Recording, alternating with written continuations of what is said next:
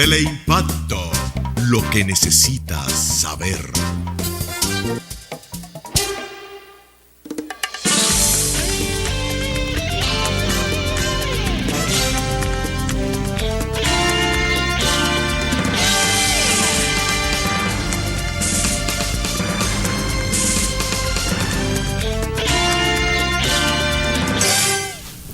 Muy buenas tardes, amables televidentes. Bienvenidos a esta cita diaria, crepuscular y nocturna de Teleimpacto, que es al final de la tarde o comenzando la noche. Bueno, yo voy a comenzar el programa con una queja a una empresa, que es una empresa líder de las líderes, vamos a llamarle, para no ponerle un asiento tan exclusivo. Pero es una de las líderes del sector de la comunicación o de las telecomunicaciones, que es Claro. Yo veo el cable de Claro o el servicio de cable de Claro. Yo veía un canal. Aquí hay una serie de canales del interior que se ven aquí, que Claro lo pasa ahí. Le pasa su programación, pero yo creo que tenemos que darnos a respetar. Hay que respetar al público. Y yo no sé si es que Claro está quebrada.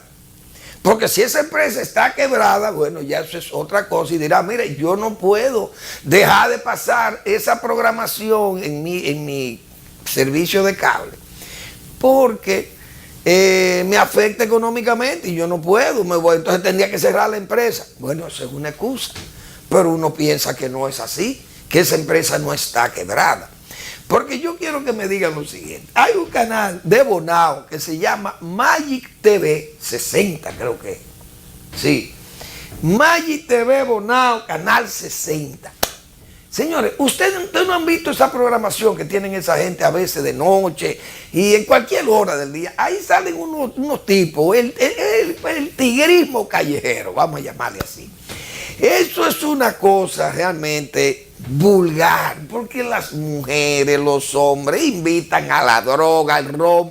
Eso es una cosa increíble que yo no sé cómo, repito, una empresa seria como Claro permite transmitir esa programación en su línea de cable, porque es que eso es una indecencia. Está bien, si usted quiere no ve eso. Ahora, el problema es que no lo vea un adulto, pero ¿y los niños o los adolescentes que ven esos programas? Ahí hay una serie de canales del interior. Usted coge de San Pedro de Macorís, de Higüey, del Ceibo, qué sé yo, de Bonao, y eso es un desorden ahí, realmente. Porque aquí no hay quien controle eso, la autoridad no se mete en eso. Aquí usted puede salir desnudo a la calle y lo aplauden los policías y las autoridades judiciales. Y nada, y es la risa. Y si es rico, más, porque las carcajadas están de su parte, según de la Bruyère. Y yo quería citar ese caso, porque yo no entiendo cómo es posible que en una programación de cable, como la de Claro, pueda tener los servicios o brindarle servicios a estos cables, que parece que eso no tiene. Yo no sé qué, porque ellos piensan, como están por allá, como dicen, en un pueblo de esto, en Bonao, por ejemplo. Entonces, como eso viene un CD, lo ponen ahí, cualquier locutor pone lo que le dé la gana y lo pone ahí, pero eso se ve en todo el servicio de cable de Claro aquí. Y cómo, entonces digo yo, cómo este proceder selvático, por un lado, vulgarísimo, por otro.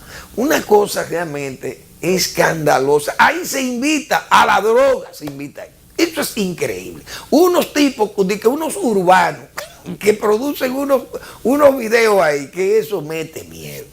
Pero parece que Claro no tiene quien lo dirija. Yo no sé quién dirige eso. O quién tiene que ver con el área del servicio de cable, porque tal vez el teléfono es otra cosa. Pero ¿quién maneja el servicio de cable? ¿Qué división es esa? Que no le pueda poner freno al desenfreno sodomita, vulgar que hay en esos canales que acabo de citar, porque yo no le estoy escondiendo nada. Y todo el que está suscrito, o mejor dicho, adscrito a ese, o suscrito a ese servicio de cable, sabe lo que yo estoy diciendo porque lo han vivido en casa propia. Esa es una absoluta verdad. Bueno, hay otras quejas que tengo. Obra pública. Obra pública tiene que ejecutar las obras licitadas y adjudicadas, porque usted no puede ser irresponsable. Y en obra pública se está actuando con mucha irresponsabilidad, porque hace más de un año que en obra pública licitaron y adjudicaron una serie de obras, señores. Y los jóvenes, muchos ingenieros que participaron en esos sorteos, bueno, confiados de que se le ha dicho que hay una pulcritud, que hay un deseo democrático de que las obras las hagan ingenieros, las obras pequeñas que las pueden hacer ingenieros que no tienen esa capacidad para enfrentar obras mayores que ya son a nivel de compañías de más prestigio y de más solvencia. Pero esas pequeñas obras que el gobierno del presidente Medina ha querido realmente, diríamos, expresar solidaridad con los ingenieros de menor cuantía. Pero yo he dicho que aquí el gobierno anda desacompasado. Es decir, aquí hay un sector del gobierno que anda en la ruta, que anda con el presidente. O sea, el presidente anda en una ruta. Él está haciendo su trabajo, aparece por allí, va por acá, pero todo el gobierno no anda así. Entonces hay un gobierno desacompasado. Repito, el presidente y su entorno, su más íntimo, tienen un ritmo en su gobierno, pero todo el gobierno después anda, cada quien anda haciendo lo que le da la gana y por su cuenta. Porque así es que está la cosa, en forma desacompasada. Yo no sé, y siempre dije eso, siempre lo he dicho, mejor dicho.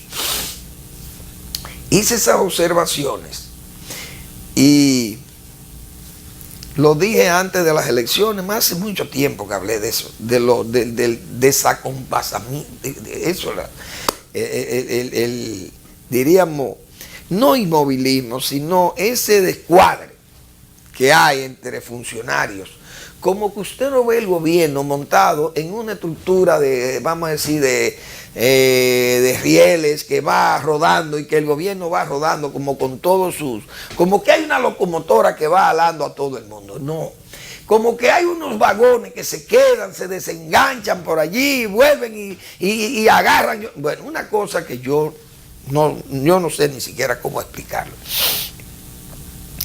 Pero muchos tal vez de esos movimientos que ahora han pasado responden a ellos, de esos cambios que ha hecho el presidente.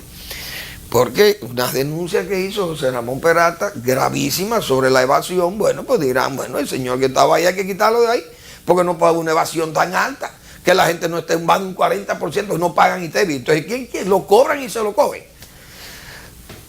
O sea, si la evasión es tan alta, entonces hay un descuido. Bueno, pues ese señor lo quitaron, lo pusieron en el Bandex, al señor Félix, que era el que estaba como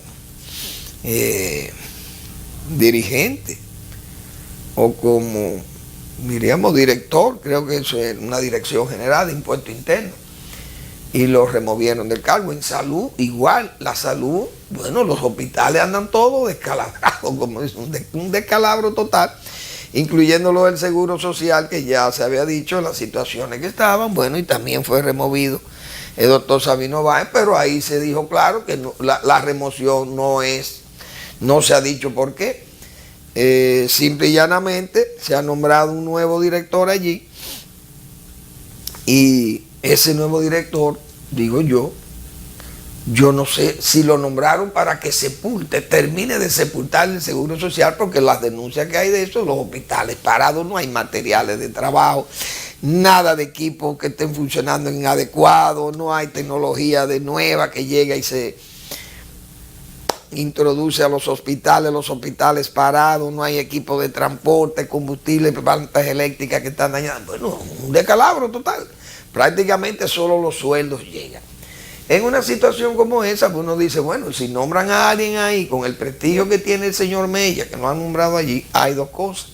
O va a cerrar aquello, y no debe ser la persona que vaya a cerrar, no debe ser el sepulturero. El gobierno no va a usar a un señor así para que vaya a sepultar el IDSS. Mejor nombran a cualquiera ahí un liquidador y punto. Ahora, si él va, es porque le van a dar los recursos para que aquella institución opere.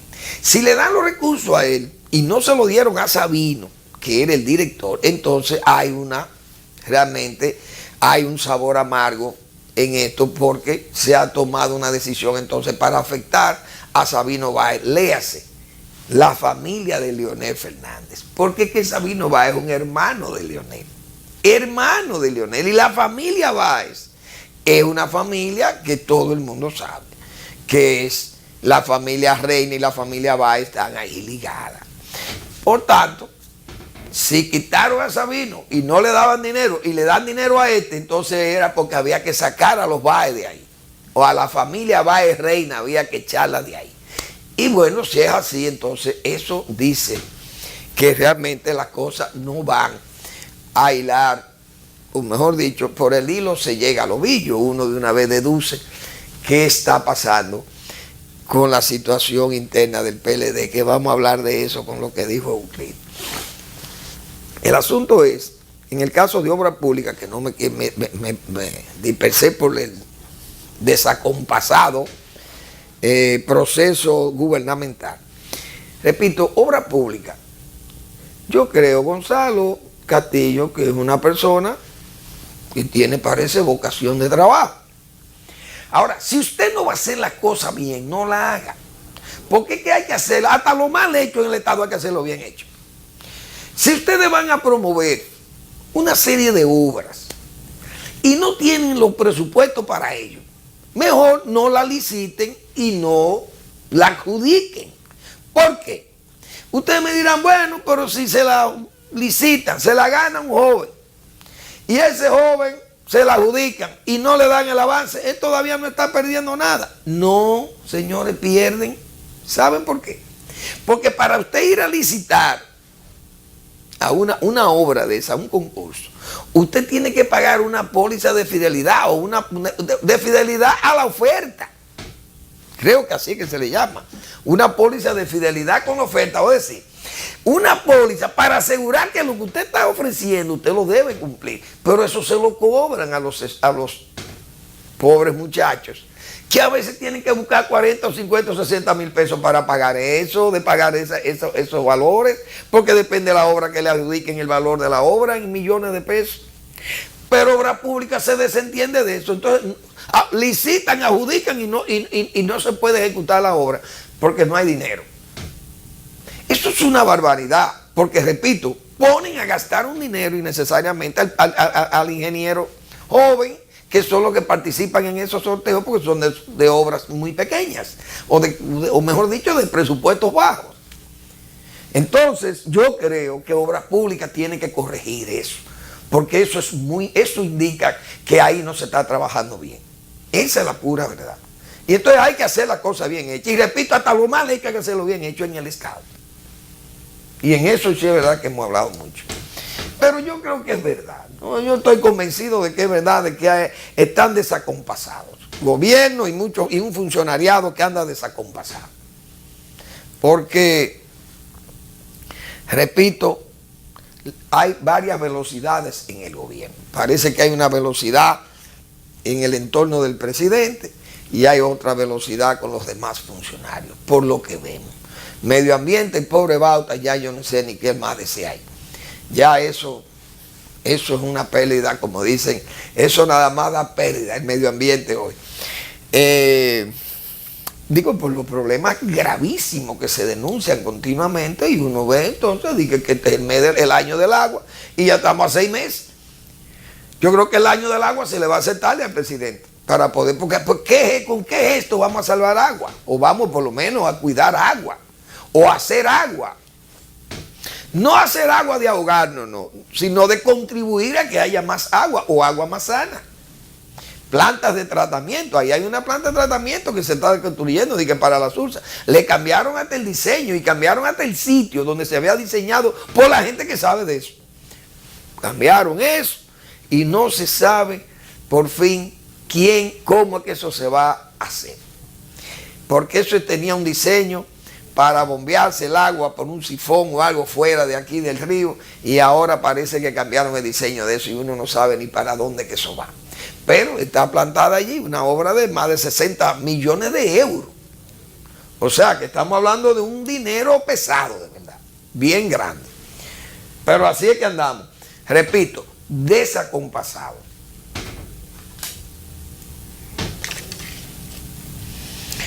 Bueno, la verdad que el caso de Euclides Gutiérrez, don Euclides Gutiérrez Félix, el doctor Euclides Gutiérrez Félix, es un hombre que yo no sé si sufre, yo creo que él sufre, estoy convencido, no es que creo, no, tengo la convicción demostrable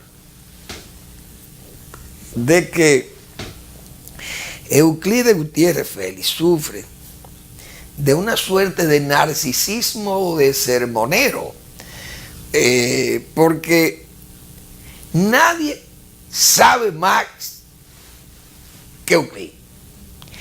Y entonces, esos sermones que da, que son unos boches, señores, son amonestaciones. Porque yo me pregunto, bueno, hay una, a Winston Churchill una vez, los periodistas que siempre fueron muy acuciosos en la época de Churchill, y Churchill fue periodista, pero Churchill era un político terminado, de verdad, un político bien. Y los periodistas le preguntan a Churchill, ministro, ¿qué diferencia hay entre un secreto y una pregunta incómoda? Y dice, bueno, el secreto es muy delicado porque eso perjudica el país. Y una pregunta incómoda, bueno, eso es una molestia para el gobierno. Y es verdad. A Euclides no se le pueden hacer preguntas molestas o molestosas. Para él, entendiéndose así, molestosas. Porque realmente le incomodan, el hombre se incomoda. Y ha salido ahí con unas expresiones realmente penosas. Porque eso de decir usted que vengan 35 periodistas y comunicadores que yo voy a señalarse, que son los que van a ocupar el cargo del comité político para que manden el país. Yo creo que no hay necesidad de usted ser tan admonitorio. Euclides tiene ese comportamiento, yo no sé, porque don Juan Bosch, don Juan era un hombre muy receloso de los periodistas también y de la prensa, pero accedía a que le preguntaran, pero era un hombre que siempre tenía su problema con la prensa también, el profesor Juan Bosch, esa es la verdad. Pero Euclides, que debió por lo menos mejorar eso, y que es una persona que él es un historiador y tiene mucho profesor universitario, abogado.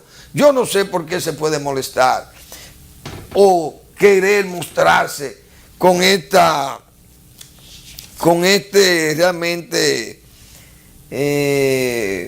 esta arrogancia con que él enfrenta al periodismo.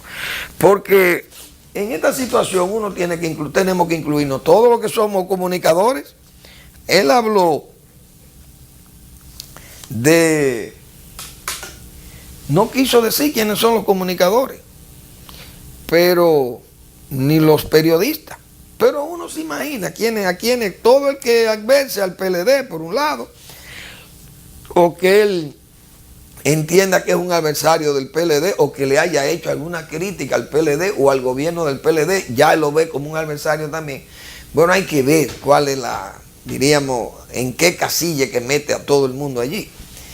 Pero, repito, ese narcisismo sermoneador que tiene Euclides, de que nadie sabe más que él y él es, como dicen, el sumo de todos y nosotros somos los que sabemos y nosotros somos los que dirigimos este país y el pueblo votó por nosotros para que dirijamos el país.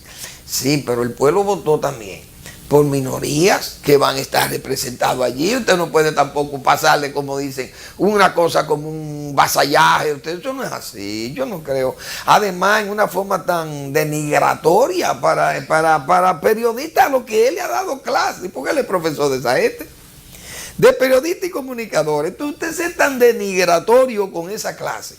Una clase que le ha servido a los gobiernos del PLD, porque, señores, esos son gobiernos. Esto tenemos aquí hay en este país se ha ido montando una democracia de audiencia, como dicen, una democracia sobre la base de lo mediático. Eso es una verdad. Aquí hay presidentes que lo han hecho, los periodistas lo han hecho presidente en este país, promoviéndole cosas y diciendo cosas que nunca han hecho esos políticos y que no son.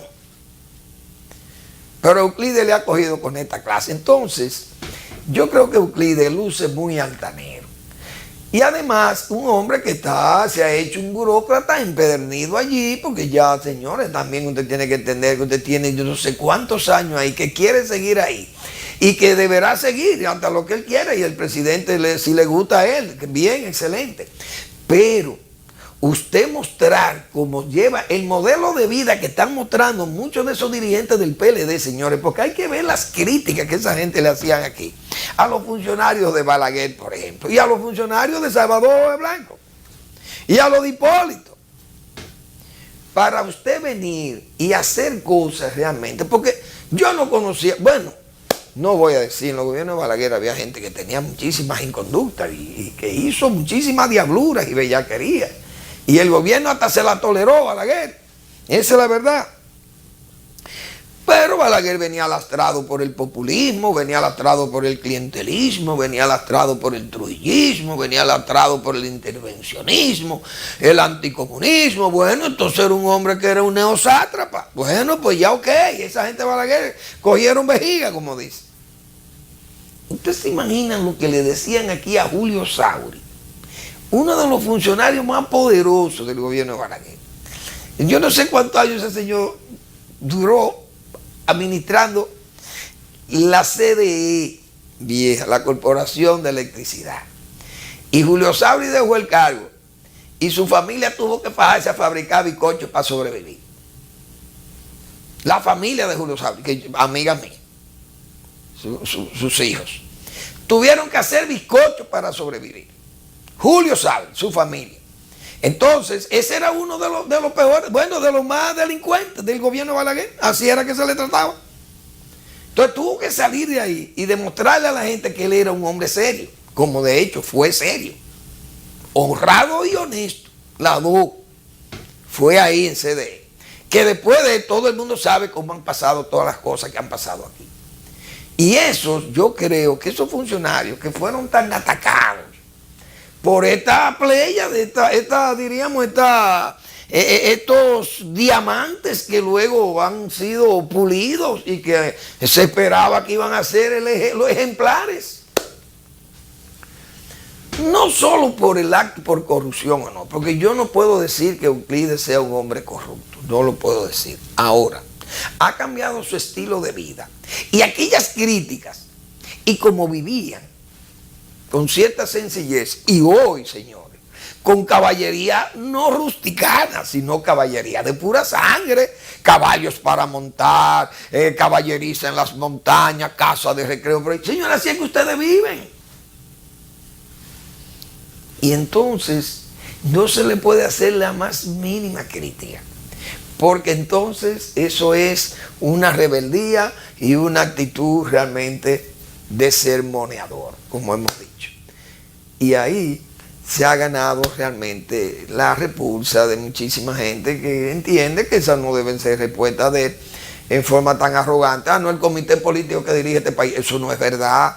Ningún partido político dirige a un país. Eso no es verdad. Un país no lo puede dirigir solamente un solo partido. Tiene que haber también, ahora menos que sea una dictadura. Pero donde hay oposición, aunque la oposición esté por debajo del gobierno en el sentido de los números de las mayorías, pero usted por lo menos tiene que consensuar las cosas, discutir en los congresos, en los parlamentos, como se dice. Hay que discutir las cosas allí, porque también el borreguismo, entiendo yo que ahí hay senadores y diputados que no tienen que ser borregos y que todas las cosas, está bien que haya solidaridad con las políticas que se tracen, pero siempre y cuando las cosas vengan con cierta justeza, porque usted no puede actuar tampoco, porque el comité político diga tal cosa. ¿Y cuántas cosas no ha hecho el comité político que quedan mal? Entonces el país vamos a seguir, no, porque fue el comité político. Eso no es verdad, no se puede actuar así, y esa arrogancia realmente no la puede sostener el PLD, porque eso no es que yo creo que ni el presidente de la República actúa así. Y entonces Euclides Gutiérrez, que parece que quiere morirse en el poder, como le decía Juan Bosch a Balaguer, porque es que la gente se le olvida todas esas cosas. Euclides ha sido el mejor alumno de Juan Bosch, según él. Hoy, ¿qué decía don Juan? Las elecciones de Balaguer son un matadero electoral, porque el doctor Balaguer lo que él persigue es eternizarse en el poder, morir en el poder. Decía don Juan, yo recuerdo, ese era su discurso. ¿Y quiénes le secundaban? Bueno, Euclides y todo ese grupo de muchachos para su época eran jóvenes que le seguían a pie juntilla, bocho. Y ahora, ¿quiénes son los que se quieren morir en el poder? Hoy nada más era Balaguer. Euclides se quiere morir en el poder. Y Temístocles Montaz se quiere morir en el poder. Y el señor Vidó Medina se quiere morir en el poder. Y ahí hay una serie de gente que se quiere morir en el poder, que quieren durar 700 años manejando tipo la Roma. Porque ese es el problema del poder. Por eso era que Lord Acton decía que el poder corrompe, y el poder absoluto corrompe absolutamente, porque es que la gente se pone loca. El poder aloca a la gente, lo pone loco. Y parece que don Euclides ha tomado el derrotero, parece, realmente, de esa esquizofrenia política que nosotros muchas veces le mandamos freno. Algunas veces se lo hemos tenido que decir, hasta yo recuerdo el caso de Hipólito Mejía. Señores, esos procesos de esquizofrenia política no se puede, eso hay que corregirlo, porque es que el país tiene que ser otro país y no vamos a seguir como en los tiempos del Concho Primo y como eso. Ahora también yo quiero fumar habanos de lo más caro, quiero tener Sorobret inglés, quiero jugar polo con los mejores caballos traídos de la Argentina. Señores, eso no es así. El poder así, cuando el poder se usa así y se pierde la humildad del poder, usted se está acabando su propia tumba. Y eso parece que es lo que le está pasando a ciertos líderes del país, como el caso de don Euclides, que han querido cavarle la propia tumba al Partido de la Liberación Dominicana. Vamos a una breve pausa y regresamos.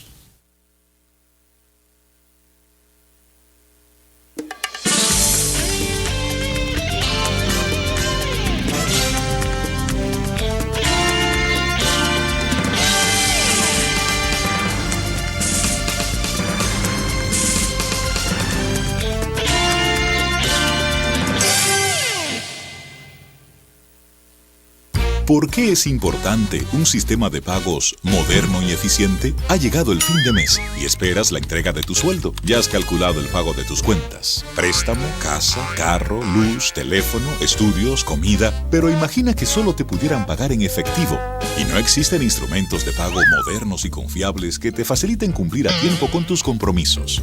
Esto afectaría tu vida diaria y también la vida de tus relacionados y de las demás personas. Quedarías mal.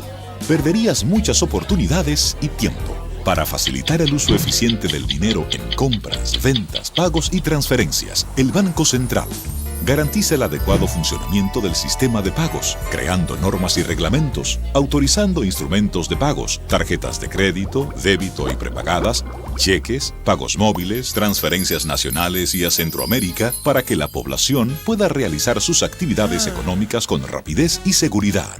Pagos en tiempo real y tránsitos mínimos, logrando un notable ahorro de tiempo, contribuyendo así al buen funcionamiento del sistema financiero y de la economía.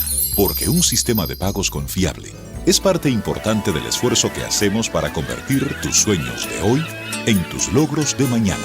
Campaña de Educación Económica y Financiera del Banco Central de la República Dominicana. Por la estabilidad y el crecimiento. En estos 75 años, descubrimos que hemos sido nosotros quienes resultamos motivados. Motivados por lo que eres, lo que representas y lo que inspiras. De ti aprendimos la grandeza de la fe en la realización de metas. Y confirmamos que no hay alguien más comprometido que un dominicano con ganas de llegar lejos. Contigo entendimos que eso que arde en el pecho es el deseo de seguir adelante y darlo todo por un mejor país. Por los valores que vemos en ti, por el camino recorrido juntos y por lo que nos queda por caminar. Somos más dominicanos que nunca.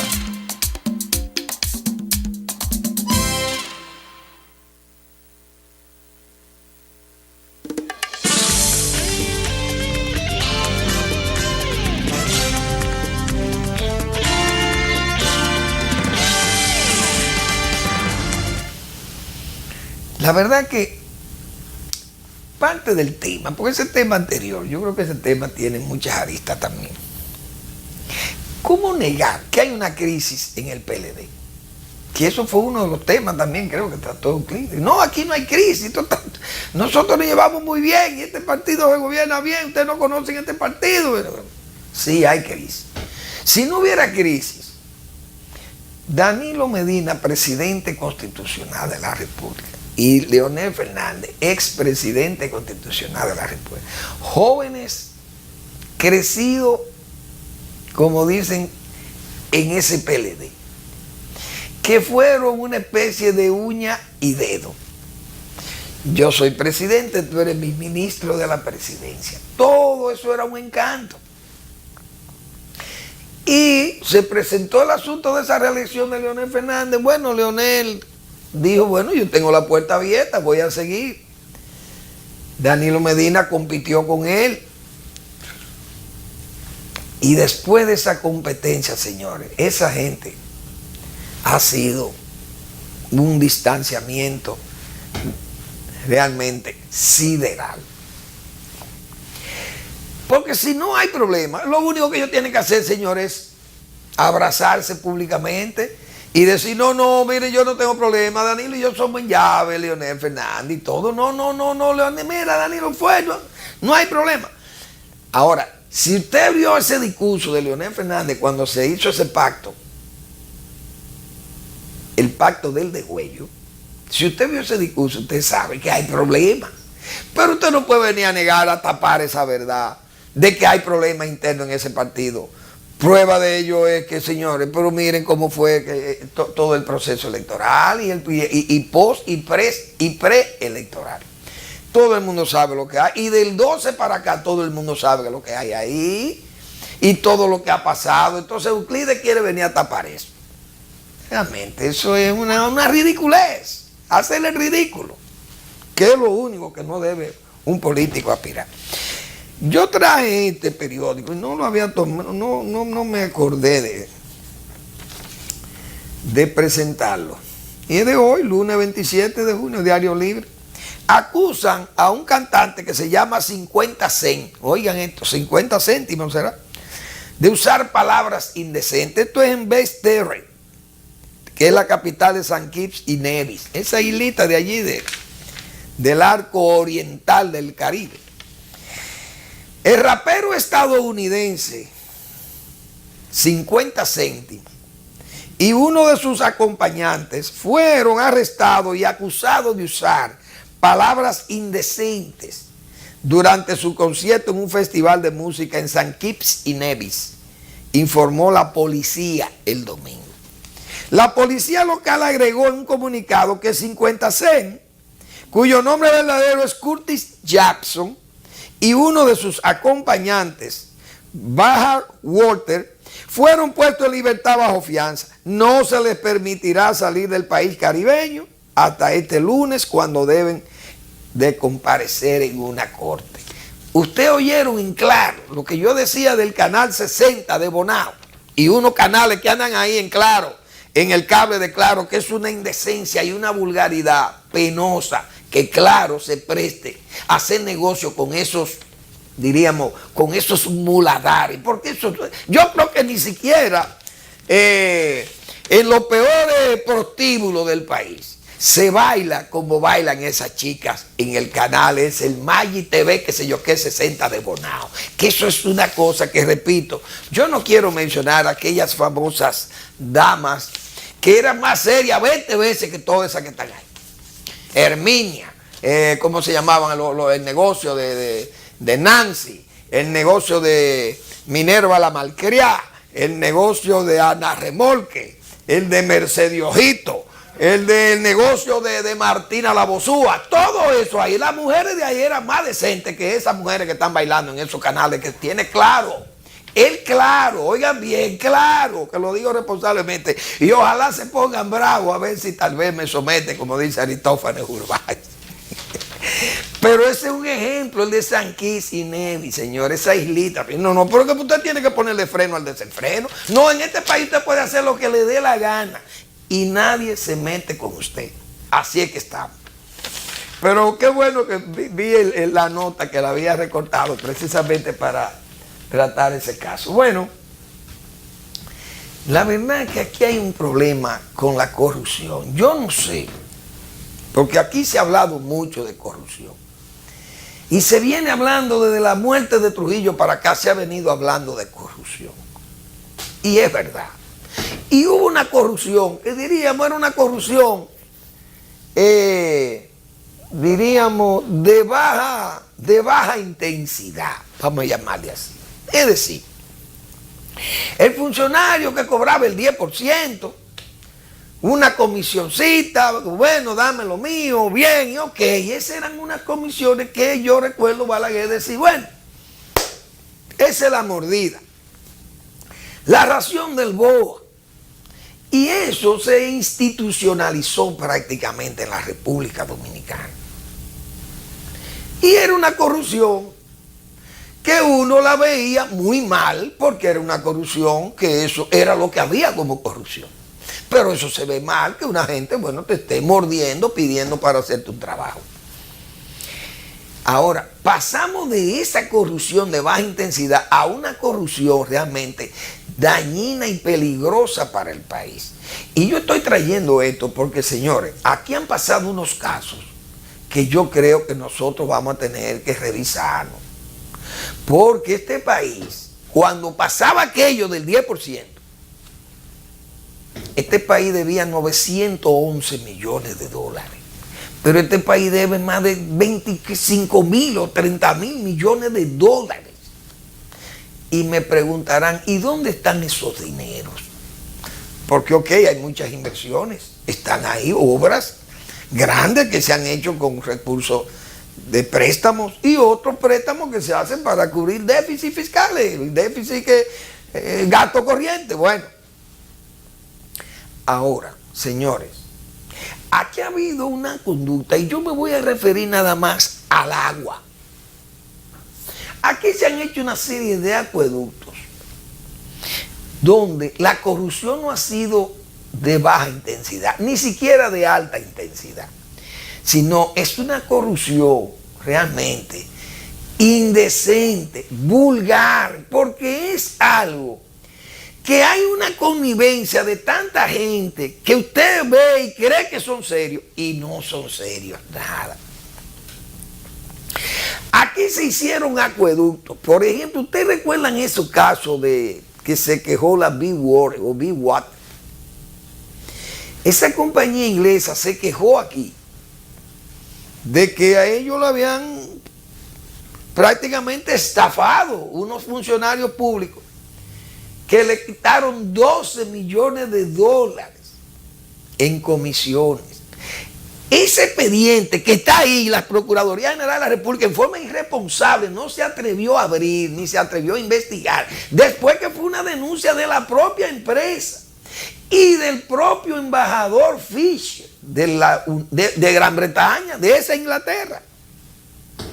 La Inglaterra de las averiguaciones, señores, que en 1211, en el año 1200 de la Edad Media, se inventaron las averiguaciones en ese país que se llama Inglaterra.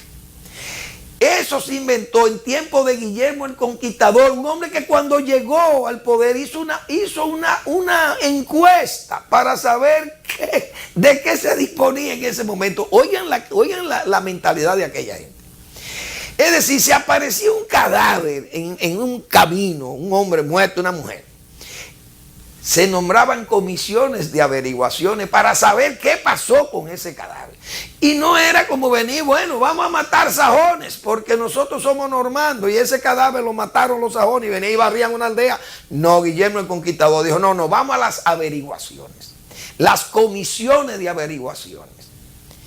Los ingleses que tienen esa, pero no solamente se dan esos casos, señor, hasta el Parlamento, la corona, todas las actividades comerciales, se instituyó eso como institución, la averiguación, las comisiones en Canadá, en toda la mancomunidad británica se estableció. Es más, fíjense que el caso Sherlock Holmes, o los detectives más famosos son ingleses, porque es que en Inglaterra, en 1200, señores, oigan bien, en los tiempos de Guillermo el Conquistador, el normando, se establecieron las averiguaciones. Es decir, que los ingleses le encanta averiguar y saber las cosas no para verlas, sino para saber cómo pasaron y por qué pasaron. Y esas cosas en Inglaterra, todo el que es inglés, que me está oyendo aquí, si es inglés de Inglaterra, sabe de lo que yo estoy diciendo, que hasta en la India esas averiguaciones tenían, y en toda la mancomunidad británica.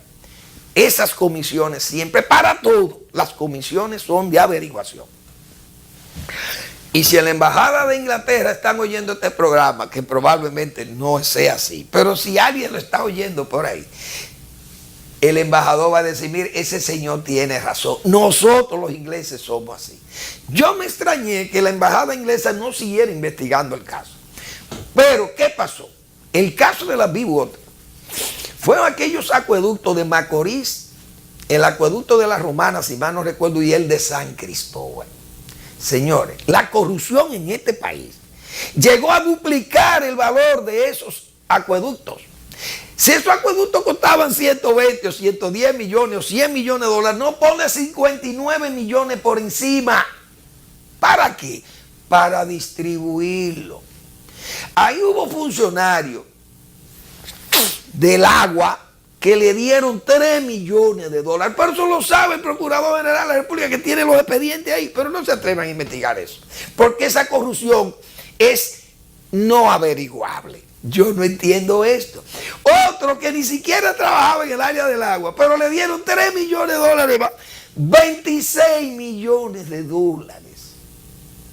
Y los dominicanos saben quiénes fueron los que cobraron los cuartos, y lo saben los ingleses, porque los ingleses son corruptos también. Ellos saben que le pidieron todo ese dineral y sabían que le aumentaron los valores a esas obras para buscarse ese dinero. Y ese dinero, señores, se quedó entre mandatarios, entre los que estaban mandando en este país, en este desafortunado o infortunado país que se llama República Dominicana. Todo el gobierno de ahí se benefició de esas maniobras fraudulentas con esos acueductos, que todo el mundo sabe que ese expediente está dormido ahí, que no se atreven a investigarlo. Y solamente fue ese acueducto. El de Higüey costaba 75, póngale 150. Ustedes saben el desorden que es en este país. De esa deuda eterna nosotros debemos, los dominicanos, nos han robado tal vez miles de millones de dólares que vamos a tener que pagar en este pueblo, y que se lo han robado. Es decir, señores, nosotros tenemos los últimos 20 años aquí hay que investigar este país, porque es que no podemos seguir así. Así no se puede, honestamente no se puede. Y se sabe quiénes son los actores principales de todos esos préstamos y de todas esas canalladas, de todo ese canonicato que ha habido en este país. Pero el que denuncia eso o es un tonto o es mejor callar a ese tipo, denle unos pesitos a ver, que Fermín anda desesperado, tal vez lo está diciendo, a ver, le dan 10 pesos. Señores, este país no puede seguir, en esas condiciones no se puede, no se puede. Entonces ahí está el caso Fomper, 10.300 millones de pesos robados al Estado Dominicano. Ese expediente está ahí, nadie le pone la mano. Entonces nos inventamos por asuntos de mercadotecnia, nos inventamos un caso de corrupción y sobre la base de ese caso montamos un show y se está persiguiendo la corrupción y al final nadie cae preso por corrupción ni nadie, ni siquiera no preso, no, ni siquiera investigados por esa corrupción. Y yo estoy diciendo una cosa que lo saben aquí todos los que han estado en el poder, saben lo que yo estoy diciendo. Esos acueductos, todo el mundo sabe que esos acueductos fueron sobrevaluados todos y robados esos dineros por todo ese funcionariado que ha estado al frente de esas obras. Y así tenemos una deuda externa en manos privadas que se lo han robado y nosotros vamos a tener que pagarle a esos sinvergüenzas que se han tomado los dineros públicos para ellos. Usted sabe lo que es préstamos que no llegaron a las arcas del Estado. Se quedaron en el camino. No importa. Dios mío, esa es la corrupción que tenemos. Y esa es la corrupción aquella. Aquel 10%, mire, saca una cédula, toma muchacho, toma esos 100 pesos, ayúdame a encaminar este pasaporte. O a sacar esta mercancía de aduana, toma 2.000 pesos para que me ayude a pasar este contrabando de 1.000 yardas de tela. Pasada como retazo. Y eran casimir inglés. Pero eso eran cosas, daños menores. Pero lo que yo estoy diciendo de sobrevaluar obras, sobrevaluarlas, eso es un crimen realmente imperdonable en la República Dominicana. Y eso nadie le pone atención, nada. Yo recuerdo el doctor Marino Vinicio Castillo habló de ese caso de Bibort, habló del caso de Fomper, y vaya a ver si eso se ha investigado. Nada se ha investigado de eso. Y hay un crimen de cientos de millones de dólares, que lo saben incluso gente que no eran funcionarios del Estado, que sabe a quiénes le daban el dinero y todo, y lo tiene todo el mundo, está callado, porque es una conexión, una conchupancia lo que hay por todos lados. Y eso es una vulgaridad, realmente.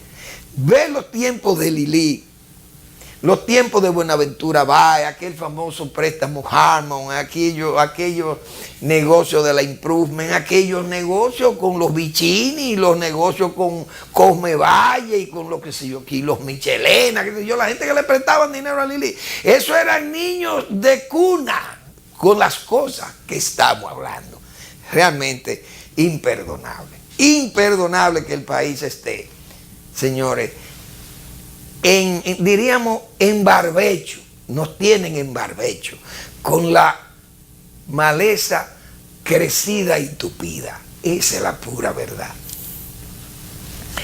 Pero la providencia divina siempre ha cuidado de la República Dominicana. Por eso yo he dicho que la deuda eterna, que será la deuda eterna, siempre y cuando nosotros no asumamos Haití o que nos impongan Haití, como de hecho eso es lo que va a venir.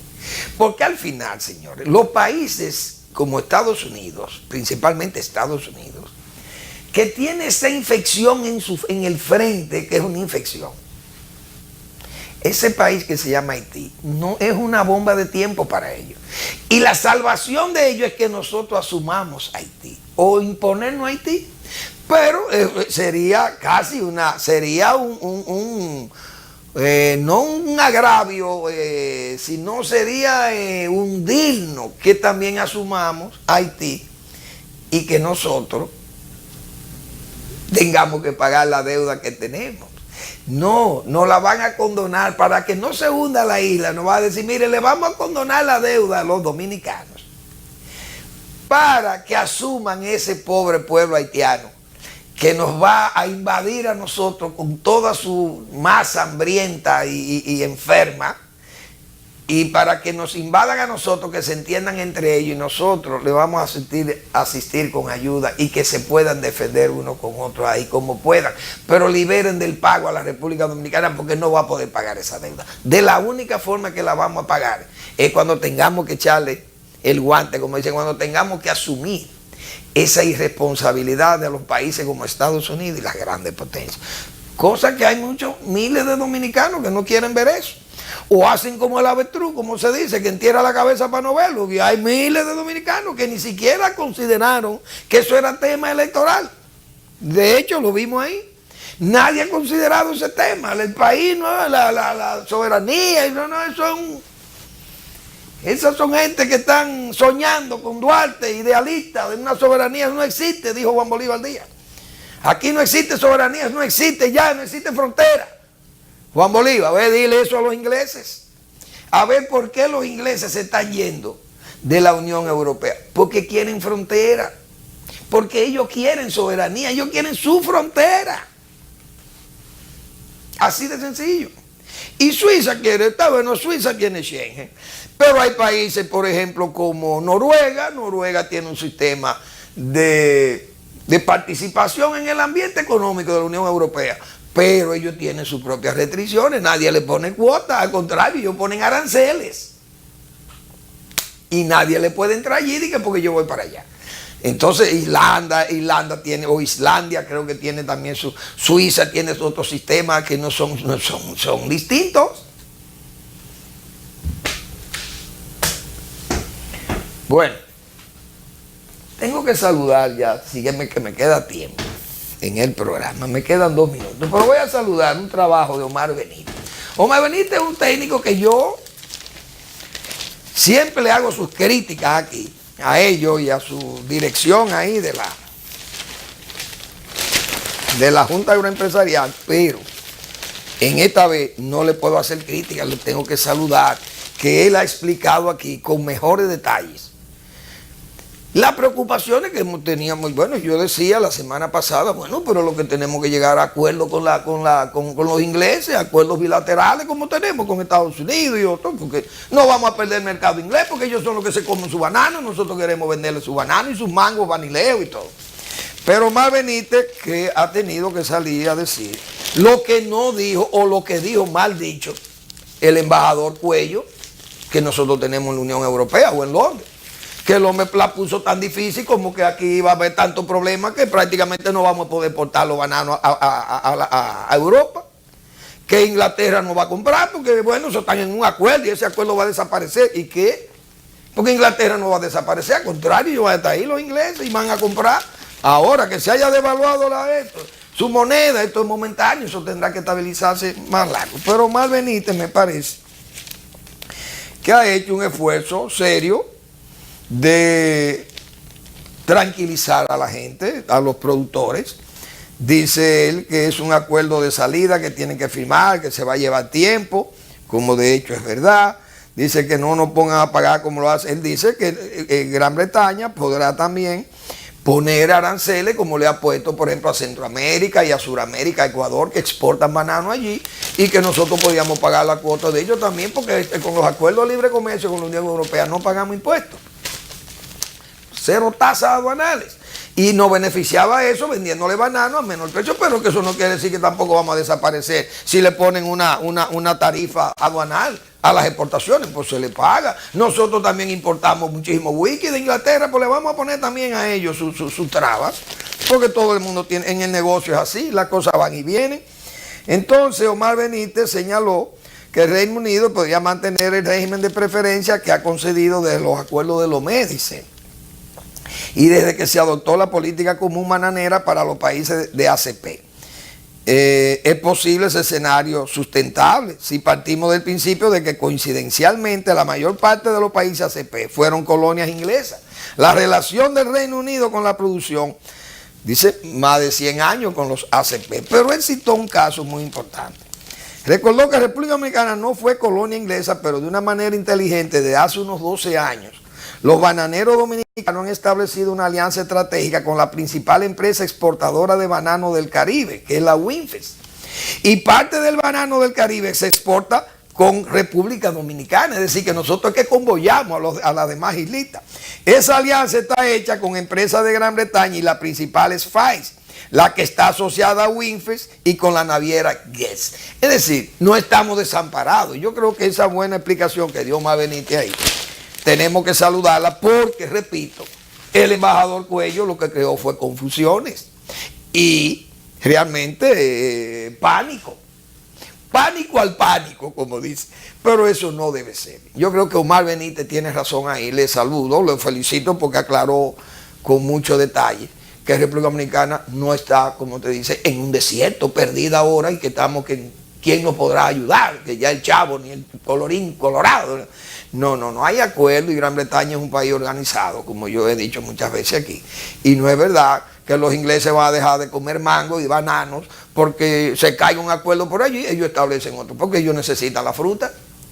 En resumen, esas cosas se van a seguir debatiendo y hay tiempo para eso, porque el tiempo no es tan breve para que todo aquello se desplome y se vaya al suelo. Gracias por preferirnos y nos vemos mañana en otra entrega de Al Final de la Tarde y comenzando la noche.